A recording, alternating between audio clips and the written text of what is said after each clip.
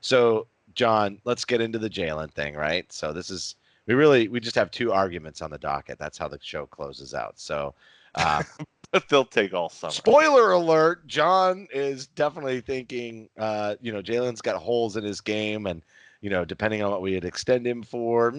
So I'll let you explain that. But I want Jaylen around, so let's just dive into it, man. Yeah. All kicked off with two articles playing pros and cons as well on Celtics blog. Well, first of all, I think we should give credit. I mean, Max Carley did a fantastic job in the first of these two.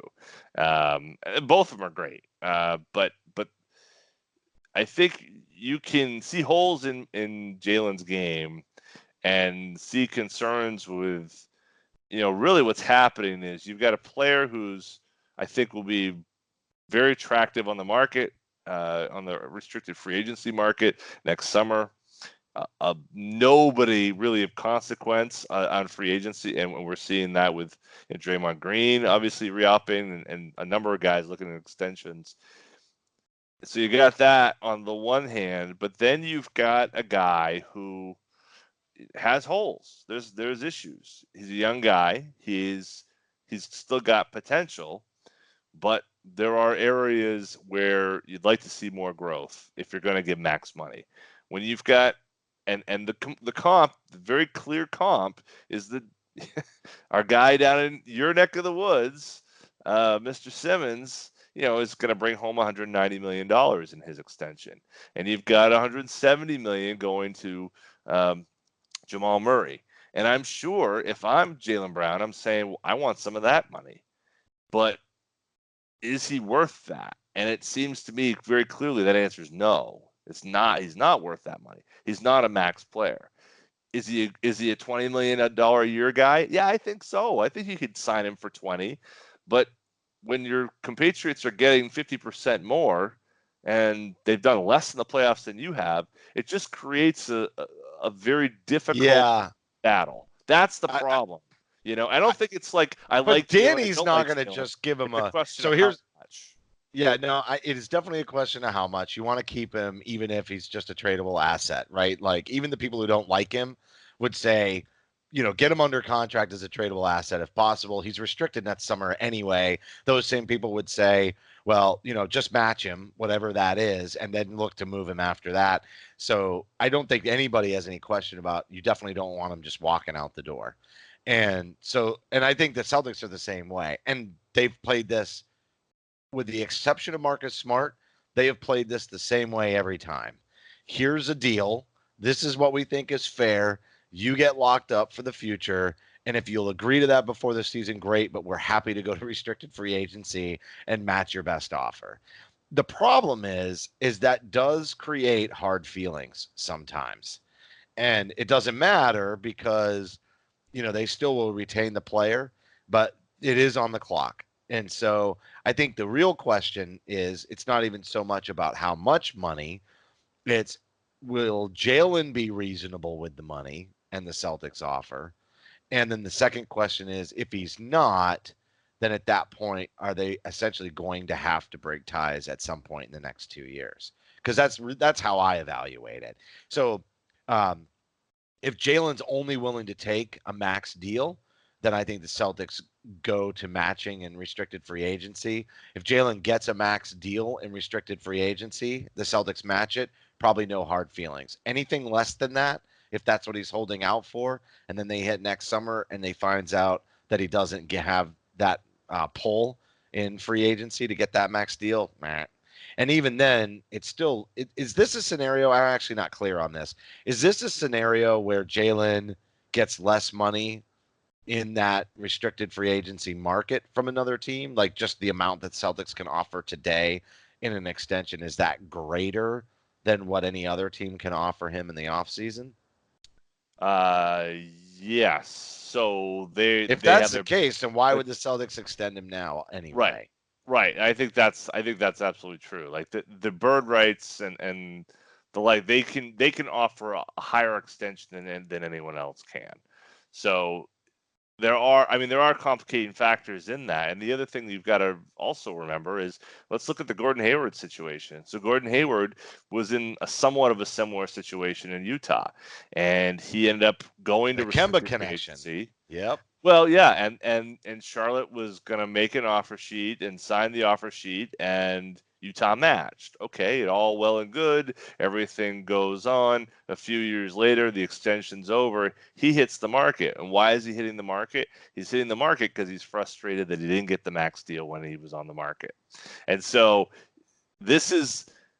You look at that and you look at what players were doing this past summer in terms of happiness with where they are and all that, and you don't want to run the risk of that. So So teams you like the break Celtics you break are policy. no, You I break see. I break don't think you policy do. to adjust to a changing market where the teams are losing control. I mean, you can always trade the guy. If you don't look, he's so young. So this would be the argument for giving him the max, regardless of the holes in the game and whether or not you want that salary on this Celtics roster. The truth is you've got a max extension that isn't going to take him into his 30s. He's still going to be a fairly young player. He's going to be an extremely one of the most physically gifted players in the league. I think the knock that really does concern me. I know that there are a lot of areas that were outlined in the article, and I think a lot of them are totally coachable and workable. And he's proven to have a work ethic. I don't think there's any question that Jaylen. But the one that concerns me that really sticks out there that does put a cap on his potential is the handle. That may not be something that's coachable. That Really? may not be Huh. something that he can fully, well, to get to that next level. You know what I mean? Where he's a max player on the next deal too, where you're really trying to make him a Celtics lifer.